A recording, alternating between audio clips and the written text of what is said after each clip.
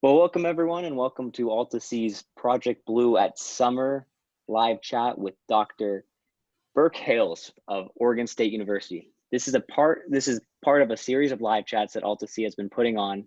You can find this one when it's done and all the other recorded ones at altasea-project-blue at altasea-project-blue.org.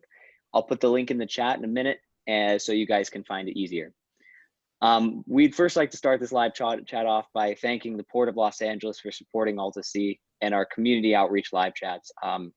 They've been instrumental in everything we do, and we greatly appreciate them. And also, we'd like to take this time to welcome Oregon State University as a new partner. We're excited to join forces with such an esteemed university and grow our West Coast network for ocean innovation even further. We are so appreciative of the opportunities that will arise from this partnership, from summer internships to live chats like this to research collaboration. And really, there's no better way to kick off this partnership than with our first Oregon State guest, Dr. Burke Hales. Dr. Burke Hales is a professor of ocean ecology and biogeochemistry at Oregon State University. His research focuses on the ocean's carbon cycles at its boundaries, the seafloor, the air-sea interface, and the land-ocean margins. Hales is also an inventor. He invented something called the Burke-o-Lator, which I'm sure he'll explain better than I, but it's a system that has revolutionized shore-based ocean acidification monitoring. Anyway, I'm going to turn it over now to Dr. Hales. Thank you so much for joining us. We're excited to kick this partnership off, and with that, the floor is yours. All right, well, thanks very much, and I'm excited to be part of the inaugural event here. I've prepared some slides that cover some work that we've done over the last decade or so, as well as some more recent work. And I'll just try to walk my way through these slides, and then we'll open it up to questions at the end of that. It should take me 25 or 30 minutes to walk through these. So please keep track of your questions as they arise.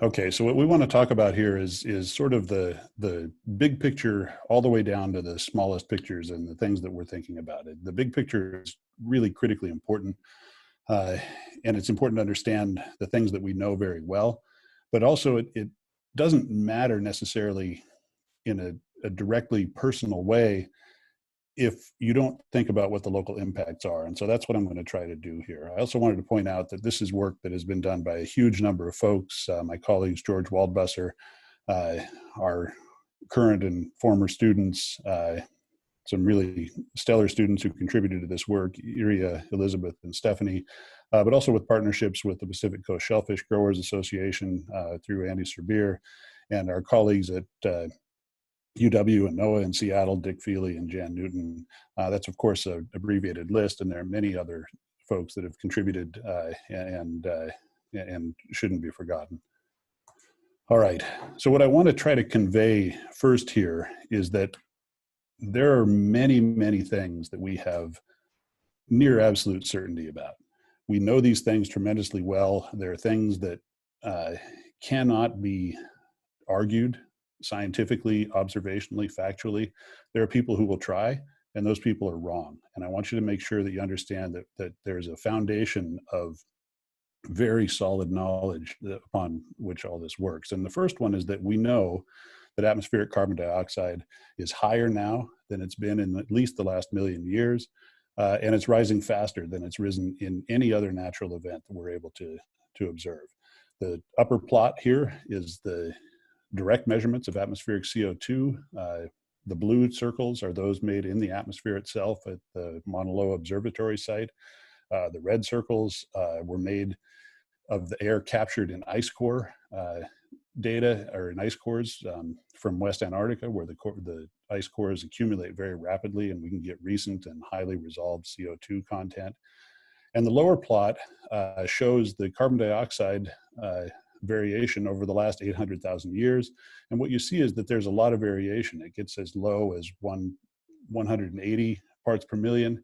It gets as high as maybe 280 parts per million, but never does it get higher than that until the last 250 years or so, and never does it rise as fast as it did. And if you were to take the plot from the upper figure and impose it on this figure, it would be that vertical red line there to the left.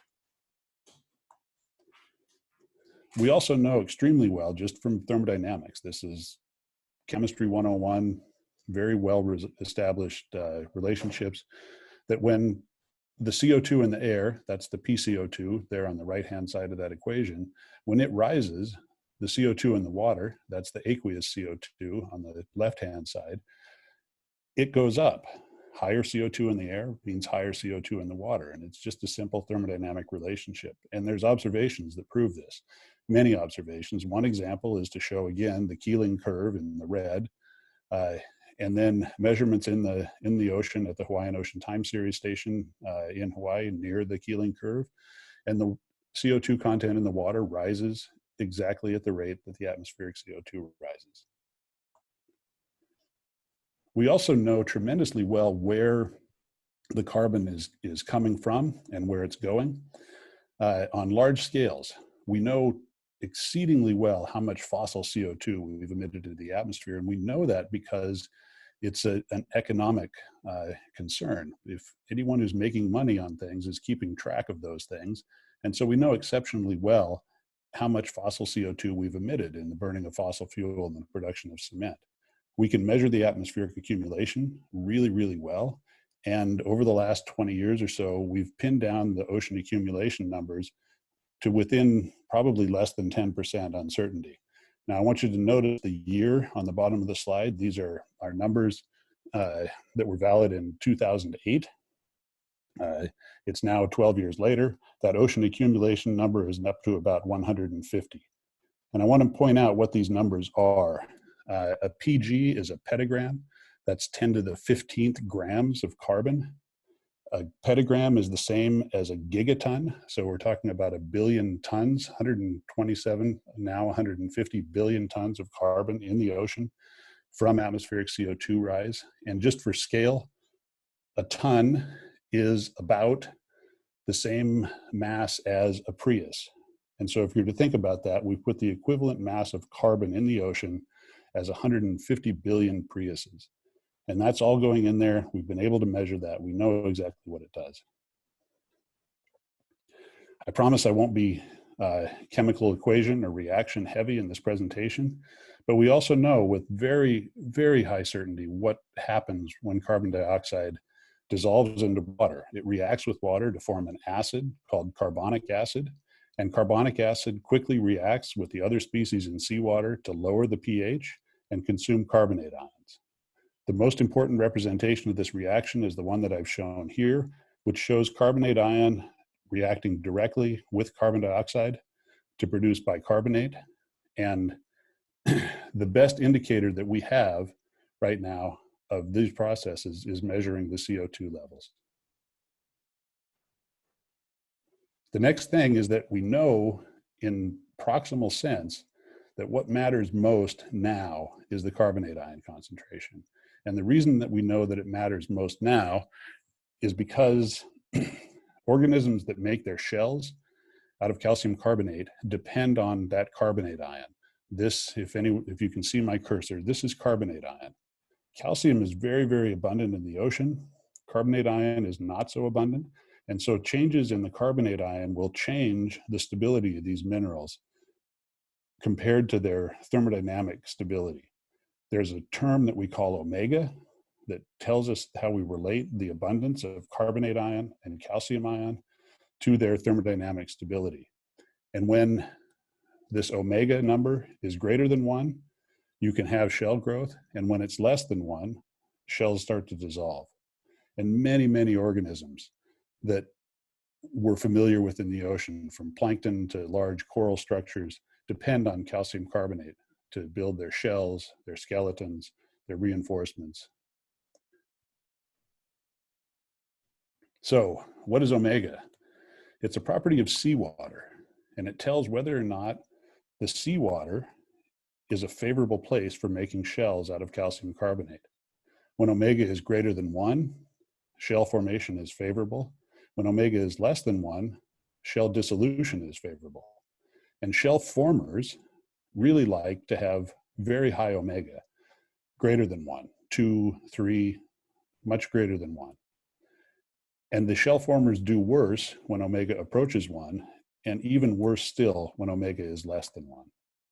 Ocean acidification, CO2 uptake from the atmosphere by the ocean, makes omega lower and makes things less favorable for shell formers.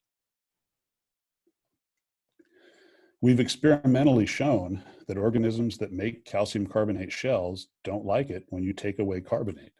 And these are experiments, old experiments now, for some mussels and some oysters. And as CO2 goes up, carbonate ion goes down, and the growth rate, the shell growth rate of these organisms go down as carbonate ion goes down. So carbon dioxide goes up, carbonate ion goes down. The seawater is less favorable for making shell. Shell growers grow their shells more slowly. We know, because we understand these effects, what will happen to the ocean on long time scales. This is an image for the year 2100, and it's for the calcium carbonate mineral aragonite, which is what corals are formed from.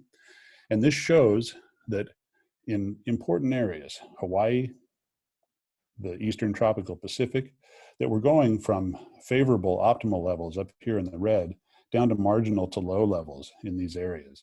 And so places that you think about going to vacation, to go snorkeling, to go scuba diving, to see the coral reefs, we're threatening those environments by lowering the omega, the stability, the favorability for forming these calcium carbonate minerals.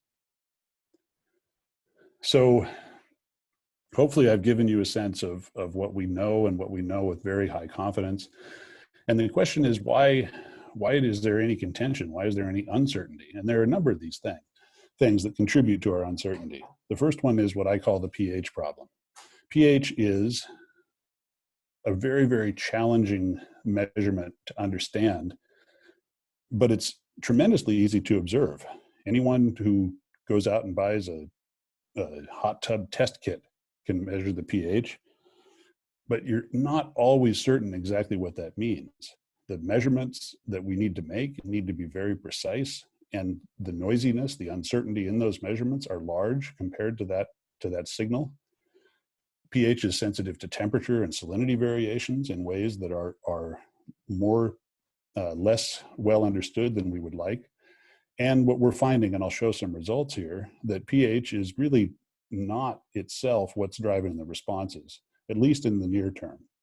And so pH is therefore an indicator, and an imperfect one, of our actual conditions. And one of the things I wanted to point out is that if you were to just go to, Google and type in pH, or a question about pH range, you'd see something like this color scale that I'm showing here in the upper right. And this is full of misinformation. What they're claiming is that anything greater than pH 7 is good for you, and anything less than pH 7 is bad for you. And there's a number of things that are directly counter to that. High pH, this is what Drano is. I don't think anyone should be going out and ingesting Drano because some Google reference said that pH 14 was healthy. Orange juice is down around here, pH 3 or 4. And orange juice is fine. It's not unhealthy because it's acidic. There are, however, some suggestions that these are harmful conditions.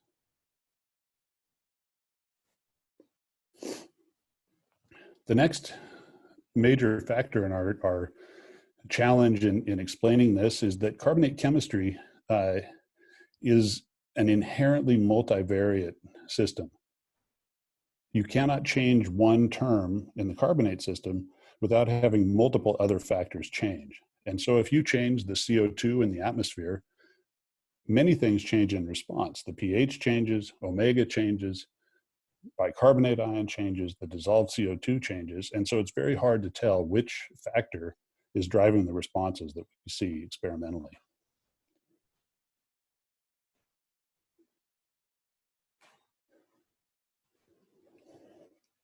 It's also very difficult to do these experiments. The organisms themselves change the chemistry you're trying to measure. And this is from one of our student papers in 2014, where Dr. Rosie Gradovia did an experiment with cyanobacteria and started the experiments at high, medium, and low CO2. And by the time the experiments had progressed, the growth of the organisms themselves were altering the CO2 at tremendously high levels. And so it's very, very hard to mimic the appropriate conditions that are representative of what we're seeing. It's very easy to implement a perturbation. Get a happy sea urchin, put it in a bucket, you add some acid, and you get an unhappy sea urchin. But this is not representative of the scales of the perturbations or the time scales of the perturbations. There's a lot of natural variability. The ocean has its own carbon cycling that imposes variability and wide ranges in CO2 content, omega, pH variability. And these are all additive with the anthropogenic perturbation. The colored pictures that I'm showing in the upper panels are oxygen concentrations off the Oregon coast on the right in May and August of 2001, and on the left are the oxygen concentrations. On the right are CO2 levels, and it shows the tight coupling between the oxygen variability and the CO2 variability. And this is, of course, because CO2 is a product of metabolism. As metabolism progresses, oxygen is consumed, CO2 rises, and these levels of CO2 that we see in these waters through entirely natural processes reach up to several times greater than our current atmospheric values. It's also very hard to see a historical effect of what we would expect to see in terms of ocean acidification perturbation.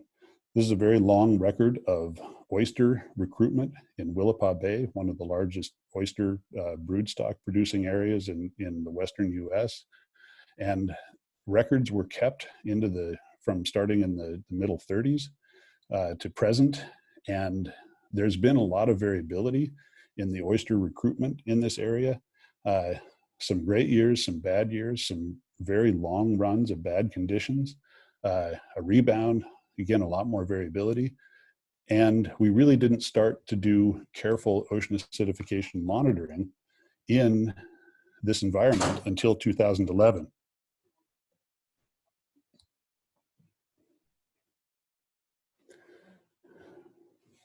Organisms themselves have different sensitivity throughout their life cycles.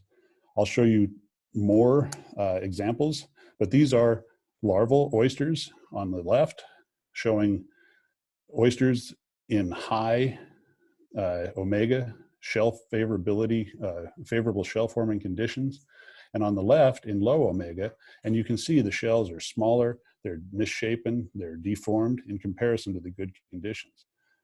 Adult oysters appear to be able to live through wide variations in these kinds of conditions without great sensitivity. So here's where our work starts to come in.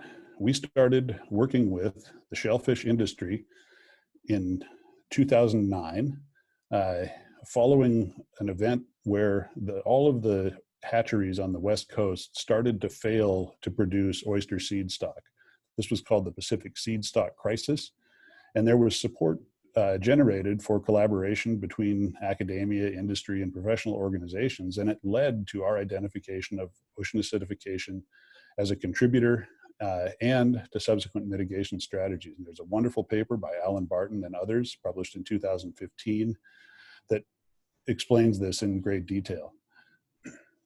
This collaboration found that the larval success was determined by the omega in the water in which these organisms respond, with much less sensitivity to pH. And this was a paper that Alan Barton led in 2012.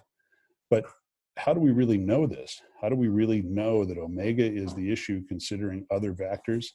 And are there effects that can be seen in the wild?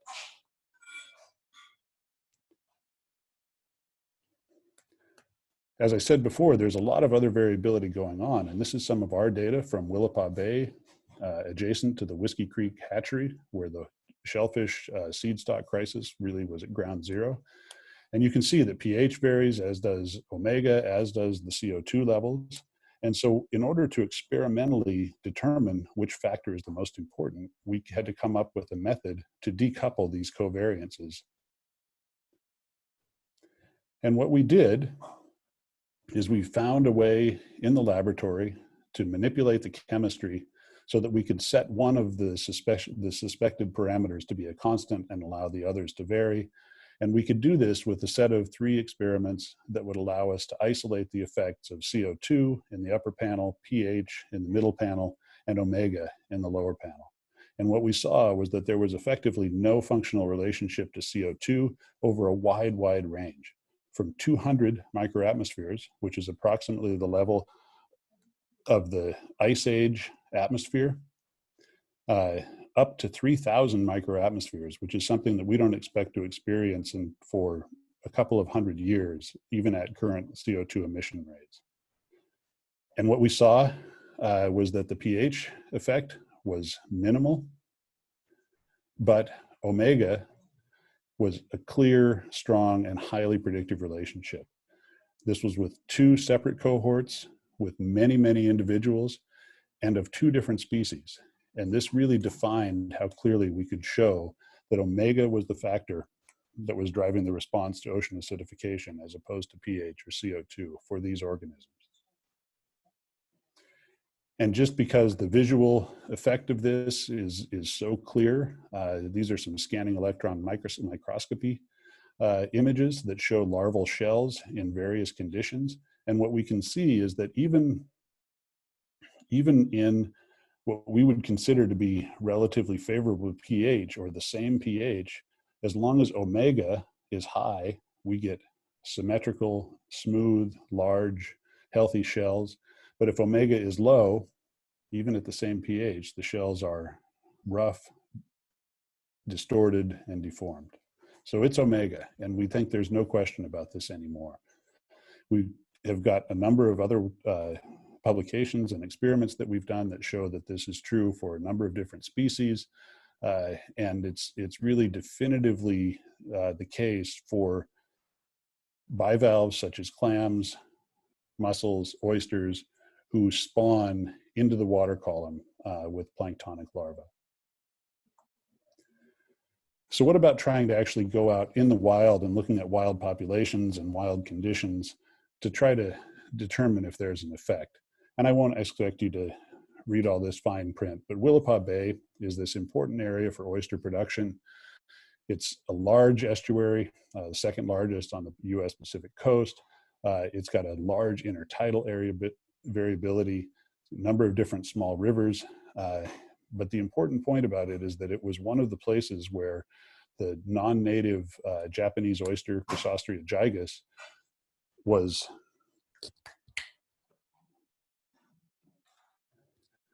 able to get a foothold and gain productive and naturally spawning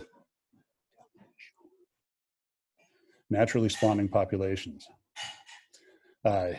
It's been without a good natural oyster set for the last several years.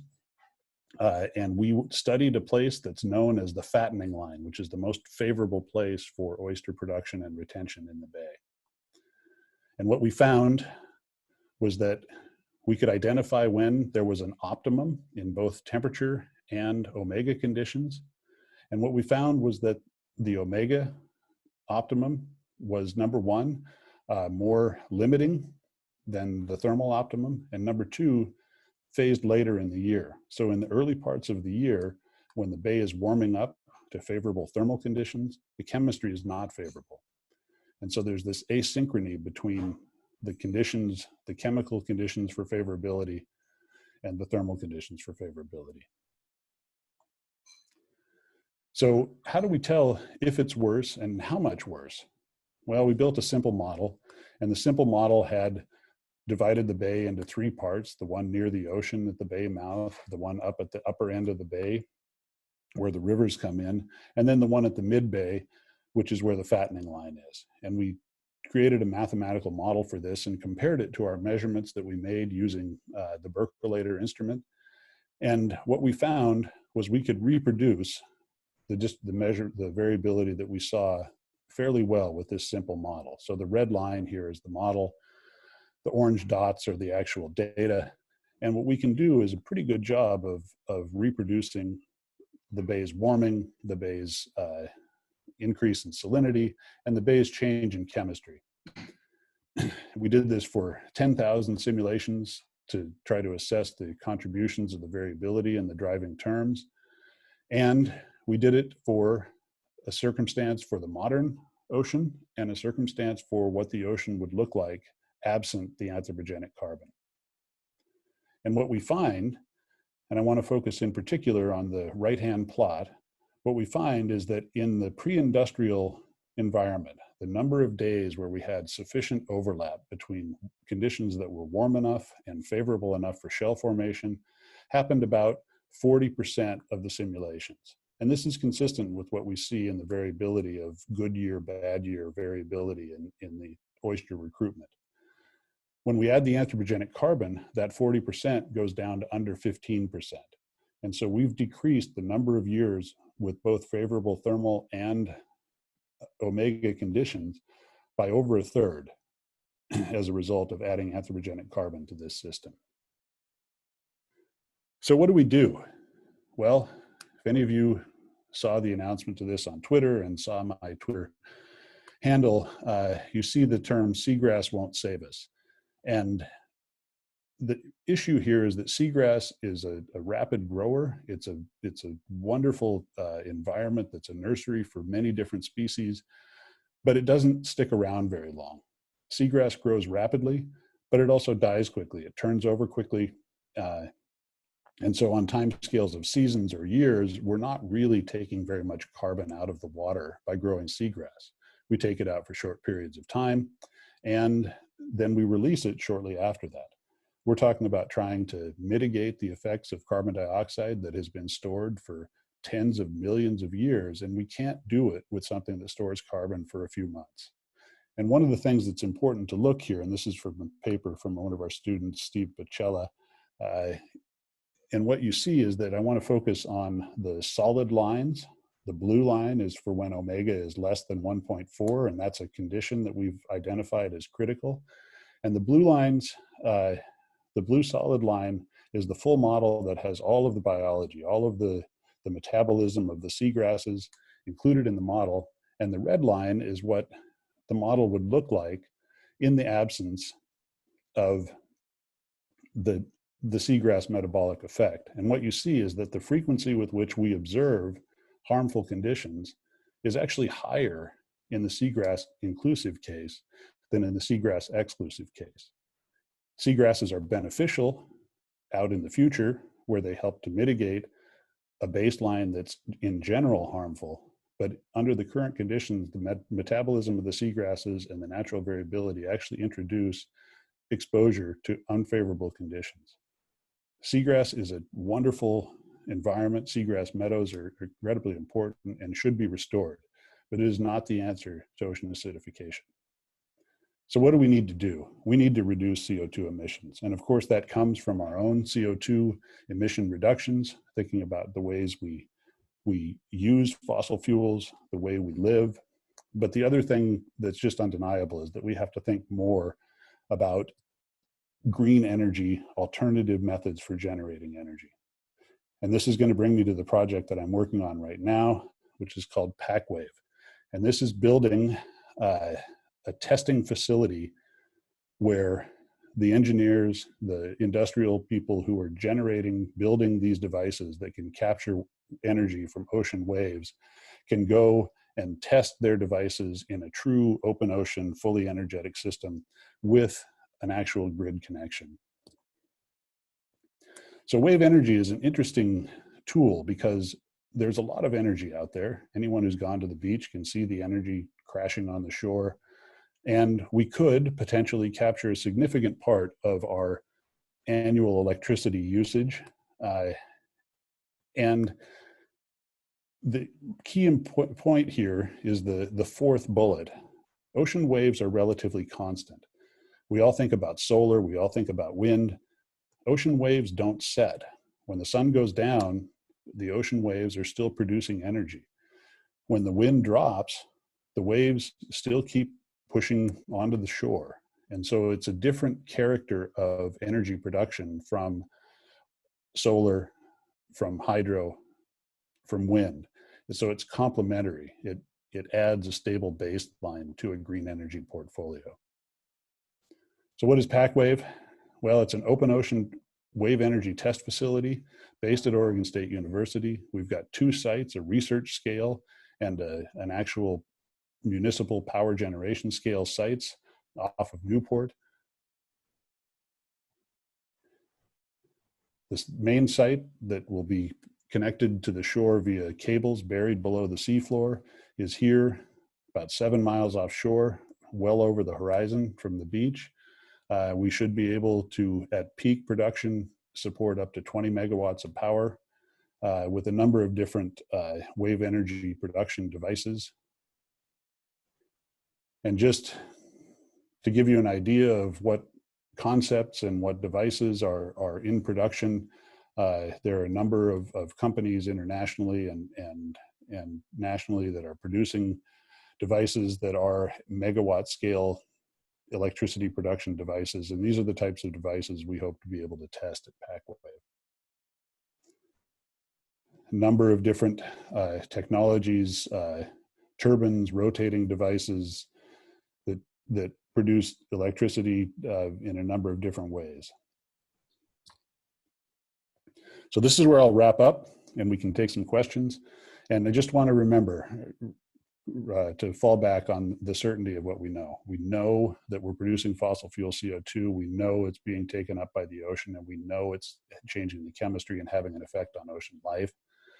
This shell mineral stability, omega, is the leading factor determining larval bivalve sensitivity, and it's happening now. This is not something that we're waiting around for the year 2100 to discuss. It's an issue that's happening right now. It appears that the natural variability of systems mean that there's always been conditions where things were not favorable. But the industrial carbon that we're adding to that system has reduced the favorable intervals by a factor of 3. Bioremediation is an excellent strategy for many things, but probably not for long-term carbon removal. What grows also decays.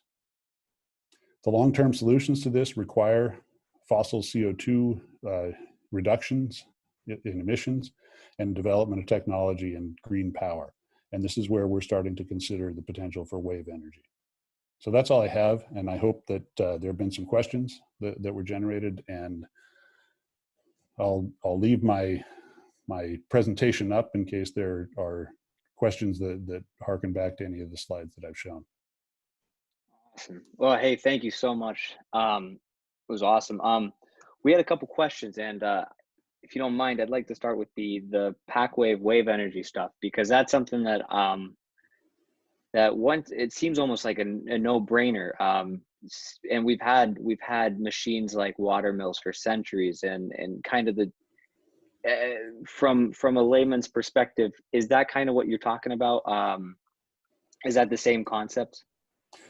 Yeah, so there are, as I said earlier, there are a number of different ways of that folks have tried to do this, and I think it goes back even further than water wheels and that sort of thing. But essentially what we're talking about is converting kinetic energy to electrical energy, and if you can come up with a way to generate a rotation or an oscillation, you can convert that movement, that kinetic energy, into electrical energy. And the number of concepts that are being employed they're very familiar. The self-winding watch has got a mechanism that's very similar to some of the mechanisms that you see there.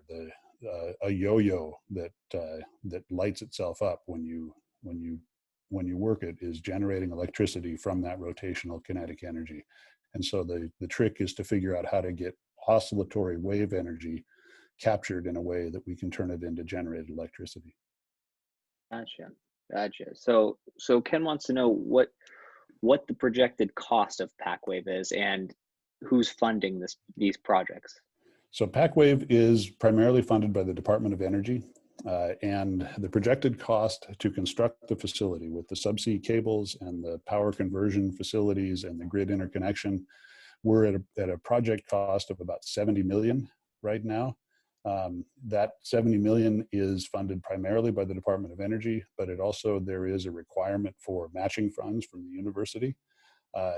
In addition to matching funds from non-university sources. And so we've got significant contributions from the state of Oregon. We've got a significant contribution from the Murdoch Foundation, significant contributions from the Oregon State University itself. And we also are continuing to fundraise because our obligation for matching funds is currently short by about $1 million. So with that, with those costs, how much electricity, this is kind of a bigger picture question, but you said there could be significant amount of our energy can be that can be replaced with these machines. What's your project? Could we see in 20, 30 years a whole coastline that's powered by the ocean? There are so many layers to that question that I should probably have another session to have that discussion. So the suggestion that with a number of scaling and efficiency factors that potentially a third of the United States domestic electricity consumption could be supported by wave, that's out there. That's been suggested by the Department of Energy and a number of other sources. Right now, we're still in this testing phase. Wave energy is where wind energy was 25 or 30 years ago. And a big piece of wind's rapid rise is that it's logistically relatively easy to test a wind turbine. You just put up a tower. I mean, I understand it's very, very difficult to just put up a tower, and we're talking about millions and millions of dollars to build and deploy these turbines. But the challenges of deploying devices in the open ocean with cabled connections, with grid interconnections, with monitoring is huge. And so we're the first opportunity for folks to do that large scale testing. That's awesome. So then we have had some questions about oyster hatcheries, to go back to that. So Nancy asks, do oyster hatcheries now monitor pH of incoming seawater at their facilities? And can they do anything at the facility scale to mitigate if pH is very low? Nancy, pH doesn't matter. It's omega that matters. Gave a whole talk on this, Nancy.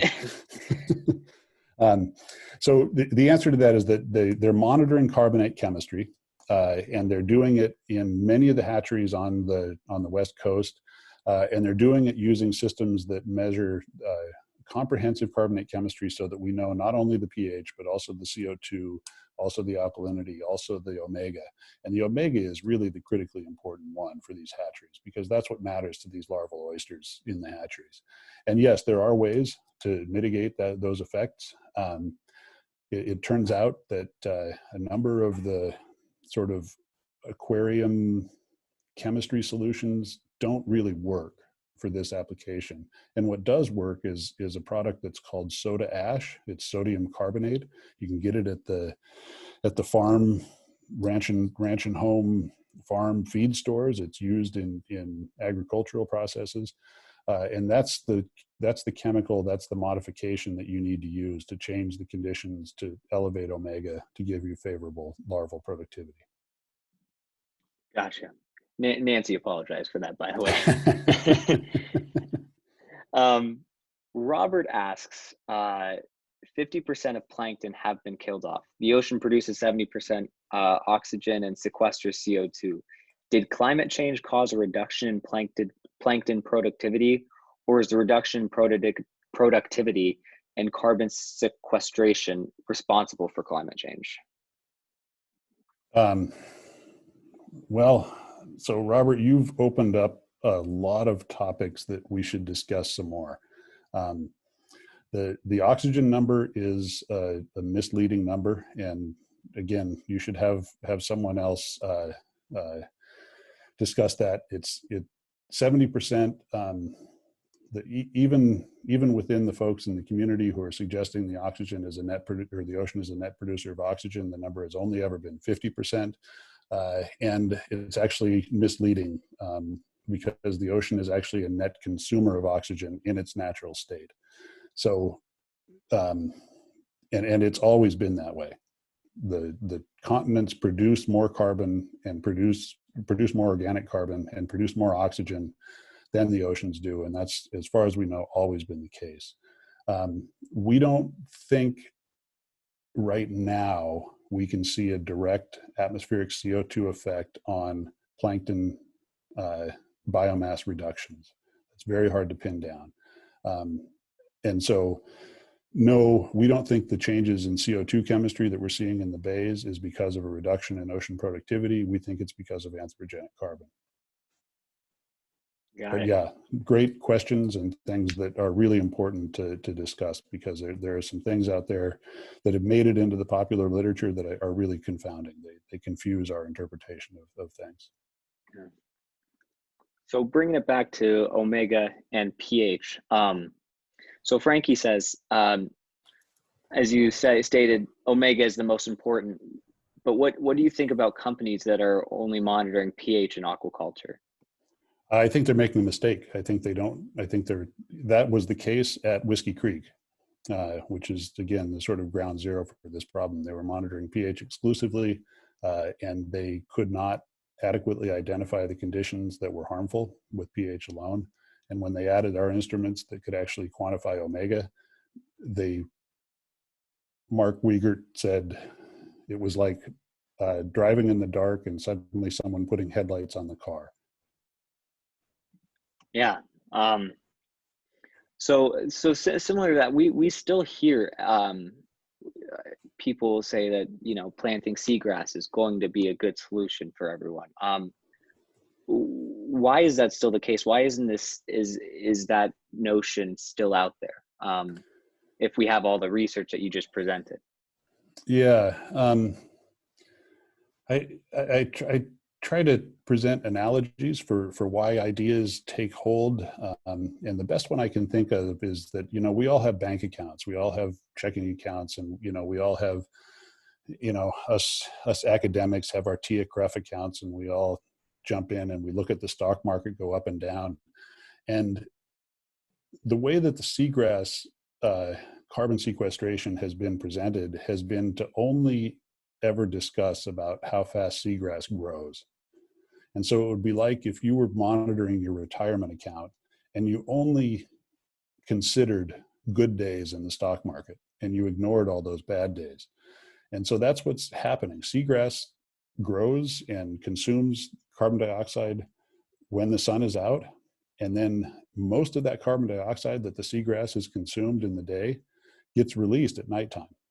And at least up here, you know, in the sort of temperate to moderate latitudes, seagrass doesn't persist throughout the year. So we have seagrass in the summer, but then the seagrass dies off and decomposes in the wintertime. And so the seagrass proponents have had a tendency to talk about only the sunshine and not the dark. And there is a positive effect of seagrass, like I said, in many, many ways, ecologically, but it's not a long-term net carbon storage system. Okay, kind of going off of that, because you said when it gets chillier out, it starts dying off. So what about the more warm year-round areas, like Baltaseed's based at the Port of Los Angeles? So so that's, I mean, their winters to us are still cold, but you know, that is what it is. Right. But compared to everyone else, it's not too cold. It's like 60. So what's no, and there are certainly places on the Gulf Coast, for example, where the seagrass meadows are year-round persistent. But the thing that you have to remember is that there's a limit to the area and the extent of seagrasses, and so the seagrasses can't grow through the surface of the ocean. And the change in the amount of carbon that's stored in seagrass from one year to the next is not very large. And so, you know, if you were to think about your lawn at your house, that grass grows all the time, and in warm places it grows year round, but you don't really ever have more grass in your yard. And oh, sorry, my dog has joined the chat.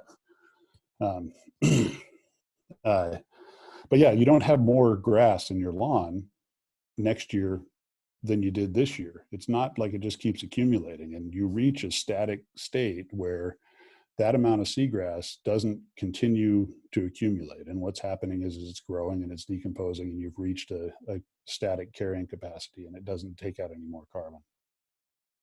Got it. So what you've been saying this whole time is true. It's not really a good viable solution.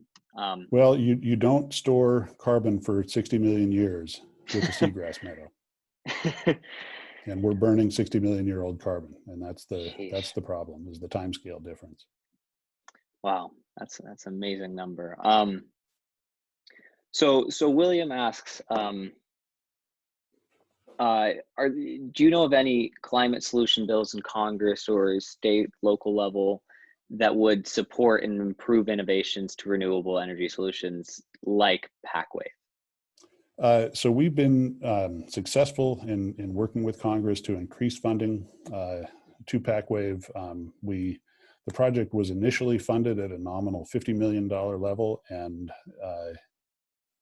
it was very, very quickly clear that that was insufficient, and we went to Congress, and the Oregon delegation in particular was really, really helpful in putting this through, and we got a significant increase of funding to bring us up to the level we're at now.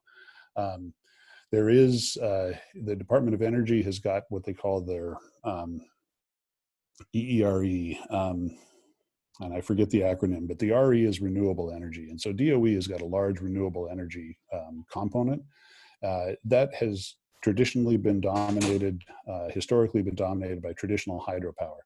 So dams really dominate the Department of Energy's renewable energy portfolio. Wind and solar have grown really dramatically, but water power is growing as well, although we're the runt of the litter, so to speak. And there are a number of ways that you can capture marine kinetic energy, tides, waves, even river energy capture that doesn't involve dams, what we call run-of-river energy production systems. Those are all funded under this office, separate from hydropower, solar, and wind. Got it. So another question, Marissa asks, as a middle school science teacher, how can I communicate the importance of marine ecosystems and how the negative fluctuations we're seeing may affect my students' lives in local communities? In other words, why is this important? So that's a great question, and we struggle with that a lot. You know, it's very easy for me to fall into chemical equations and mass balances and carbon cycle quantifications, and those don't really speak to the local folks. And you know, it's probably easier on the Oregon coast. I wouldn't say that the Oregon coast community is necessarily welcoming to the concept of climate change, but when they see the effects firsthand, when it starts to be a pocketbook issue, then that changes really dramatically. And for us, our work with the oyster farmers has been far more effective in messaging than anything we've done scientifically. And so you talk about the oystermen, the folks that we're dealing with, the hatchery operators, a number of them will say, we don't believe in climate change, but we believe in ocean acidification. And the reason they believe in ocean acidification is because it hurts their pocketbook. And we've shown them how it works, and we've shown them how to quantify it, and we've shown them how to mitigate for it. And suddenly it's a completely different situation. And then those become tremendously powerful messengers. Gotcha. All right, Frankie has one more question regarding seagrass projects and algae. Because there are millions of dollars being allocated to those projects, what would be what can we do now to kind of move the conversation to the other direction? And This is a heavy question. Is Yeah. what are your solutions if you could Thanks. write the ocean health bill? Oh boy. Well, so I think ocean health that's a broad question that's beyond carbon cycle, that's beyond ocean acidification, and habitat mitigation, estuarine restoration. Those things are all tremendously beneficial for ocean health in general, and in a number of ways, if you make the environment in which organisms live a more protective, productive, rich environment, those organisms will be better able to respond to challenges like ocean acidification and warming. We can see that the reason that the larval bivalves, the shellfish, the mussels, the oysters, we know the reason that they struggle under low omega conditions, under acidified conditions, is because energetically, it's much harder for them to make their shell than it is in favorable conditions. And so if you think about, early child, excuse me, if you think about something like early childhood nutrition, right? We know that the kids who go to school with full stomachs do better, right? And they might go to a school that has got challenges, that's got institutional challenges, others, but if they get a good breakfast, they can respond to those challenges better than the ones that don't get a good breakfast, right? And so there are a number of reasons that even if we're not talking about, carbon sequestration, that making the environment within which these organisms live more favorable, more supportive, will pay back in terms of these ecosystems, in terms of these species. Got it. Well, that wraps up all the questions in the chat. I don't see any more. But yeah, I mean, thank you so much. We all learned a lot. We learned it's not the pH levels, it's the omega, which I'll tell you, before this chat, I did not know that. So now I do. And thank you so much. Do you have any last words? No, I don't. And I guess, with regard to nothing extensive, with regard to the pH, we certainly think there are conditions in which pH matters, but they're just further out. Omega is now, pH is a few decades from now. Gotcha. Right on. Well, hey, thank you so much, Dr. Burke Hales. This has been great.